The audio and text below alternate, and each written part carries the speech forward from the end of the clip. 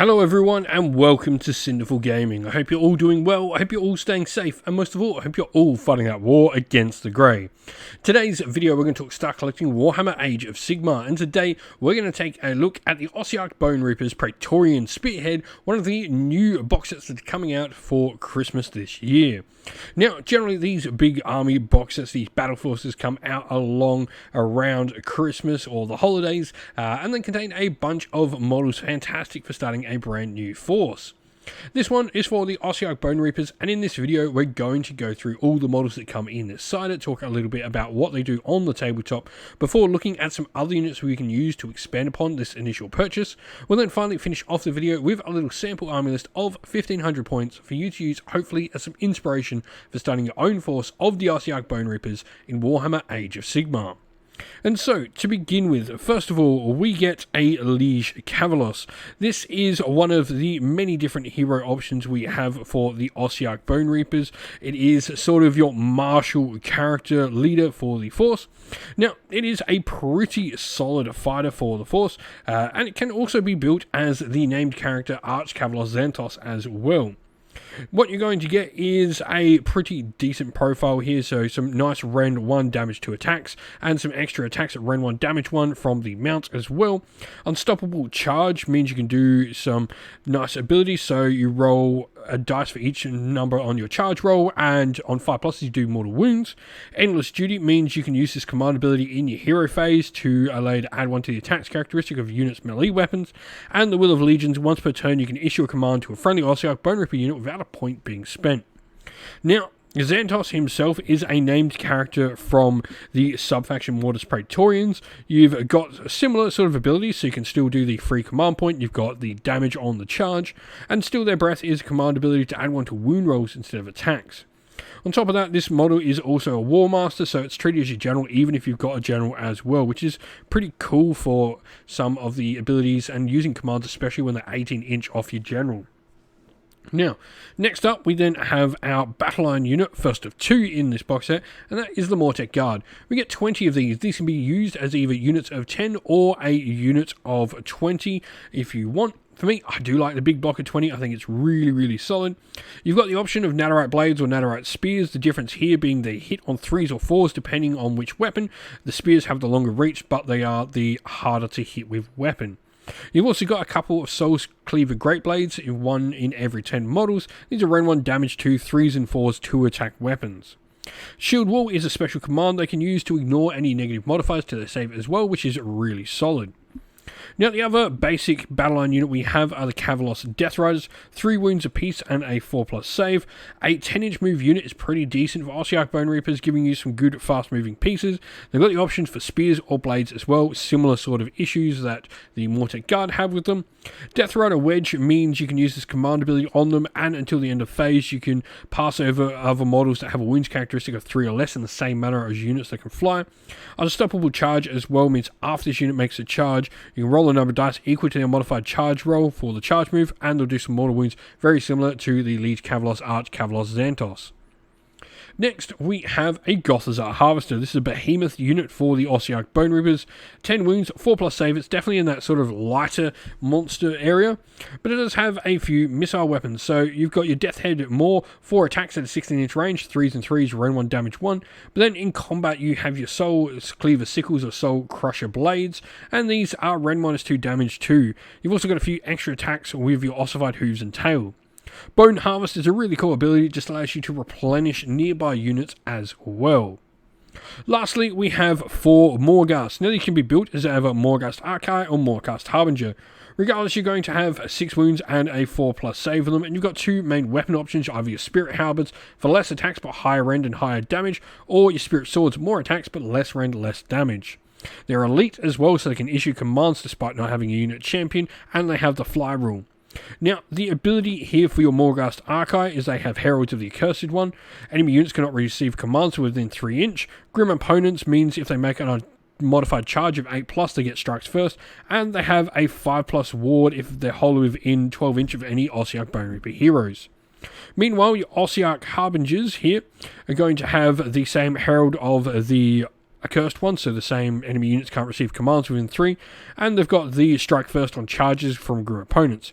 On Wings of Malice though, means you can actually deploy this unit off the table and bring them on as reserves 9 inch away from enemy models. Today's video is brought to you by Gap Games, a fantastic retailer in Australia for a variety of different miniature war games. If you'd like to help support the channel, we have an affiliate link where by clicking on and purchasing, you'll help support the channel, but you'll also help support Gap Games, which is a fantastic servant to the community. Now, looking at where to go next, the first thing you want to pick up is your faction terrain piece, which is the Bone Tithe Nexus. This is going to allow you to do a variety of different abilities in your hero phase. You can choose this terrain feature to deliver a following punishment for someone. This can be either punishment of agony to make a unit -1 to hit, punishment of death to do some mortal wounds, the punishment of ignorance allows you to subtract 1 from casting enchanting rolls, or the punishment of lethargy allows you to subtract from charge rolls, all of which are really solid abilities to have access to. Now moving on to characters to add in, the first is the Mortison Bone Shaper, for me a must-have in many Ossiarch Bonereaper forces. This is a wizard which is 1 cast and 1 unbind, but really it's here for the Bone Shaper ability, which allows you to heal nearby friendly units of Immortus Guard, Necropolis Stalkers, and also your other Ossiarch Bonereaper infantry. Now another character I think really goes nice with this box trait is actually the Mortison Ossifactor. The Ossifactor specifically targets a Gothizzar Harvester, Mortek Crawler or Morghast units, of which you've got quite a few in the initial box set. It's enabled to give a certain buff to them, which can either improve their rend, first wound or mortal wound the unit suffers can be ignored, or if the unmodified hit roll for an attack when a missile weapon targets unit is by that unit is 6, you can score 2 hits instead of 1. Obviously, that will have very particular units it'll work on, but for me, being able to improve the rend means the Spirit Swords come pretty nice, or indeed going up to like really high rend on those Spirit Halberds. The Empower Ossification rule as well on its spell allows you to potentially do this on multiple different units. Now, while we're talking here, the last model that the Ossifactor does benefit is the Mortek Crawler. It's a large sort of living catapult. Has a various different profiles, can do some different things, but in general it's going to give you some really strong long-range support for your force. And so here we have our sample army list for the Ossiarch Bonereapers. So to start with, first of all, we're in the Legion of Null Myriad. Current times is pretty good. This gives you some defense against plenty of magic that's out there at the moment. And the grand strategy we've gone for is a textbook conquest, meaning we have to control all the objectives at the end of the game. Our Triumph is inspired, +1 a wound. We're 10 points under. Not always going to get it, but nice to do if we get it. And then we have our Liege Cavalos, who's going to be our general with the Show of Superiority command trait. This means while the general is on the battlefield, you can roll a dice before your opponent spends a command point. On a 5+, they actually have to spend 2 instead of 1 to issue that command. Now, we then have a Mortison Bone Shaper who's got the artifact, the Artisan's Key. What this one's going to do is allows you to target multiple units with the Bone Shaper's rule. And then you've got the Law of Ossian Sorcery to empower Netherite weapons to allow them to get some extra power off. Now, Mortison Ossifactor in there as well with the Gothizzar Cartouche. This allows you to add 1 to wound rolls for attacks made with melee weapons by friendly Ossiarch units wholly within 9 inch of the bearer. He's then also got Reinforced Constructs, which gives you a nice 4+ ward against mortal wounds. Battle line wise, we've gone for a 20 block of Mortek Guard. Now, they are on 25 mil bases, so actually the blades and shields for me, still at that number, are really, really solid.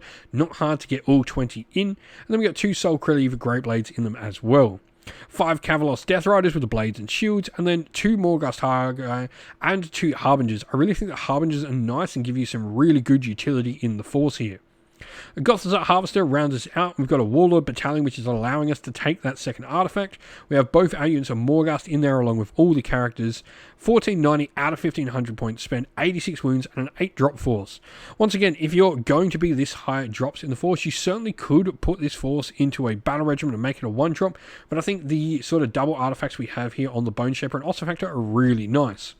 If you've got some ideas on how you'd build up your own Ossiarch Bonereapers force using the Praetorian box set though, let us know your thoughts down in the comments below. And that's the end of the video. We hope you all enjoyed it. If you did, please don't forget to leave a like and subscribe to the channel, and also drop a comment down below letting us know what you thought about the video. If you'd like to come chat more with me and other members of our fine little community here at Sinful Gaming, we have a Discord server linked down in the video's description. Also linked down in the video's description are the best ways to help support the channel. You can use one of our affiliate links to Gap Games or Element Games if you're in Australia or the United Kingdom, or you can subscribe to our YouTube members or Patreon, or grab some merch from our merch stores on Teespring or Ko-fi. All the best ways to help support the channel. As a special thanks to all our Patreon and YouTube members, we'd like to give them all a shout out. So thank you to our Patrons: Broken Chef, Andy C, Grimscold, Colorblind Magic, Benjamin Swallows, James Cater, Mark Harvey, Domir, Average Wargamer, JJ Austrian, Cure Dynamic, Andrew Bowen, Outer and Shot First, Kenny Lowell and Soren. And to our YouTube members: Green Roots Gaming, Ronya, Lock Lorick, the Johnny84, Broken Chef, Ariana Edwards, Monty's Tabletop Terrain, James Tillman, Disco, John Castle and Gargamel196. Thank you all once again for watching. Like, subscribe, comment down below. Stay safe everyone, stay well, and most of all, keep fighting that war against the grey. Ciao for now.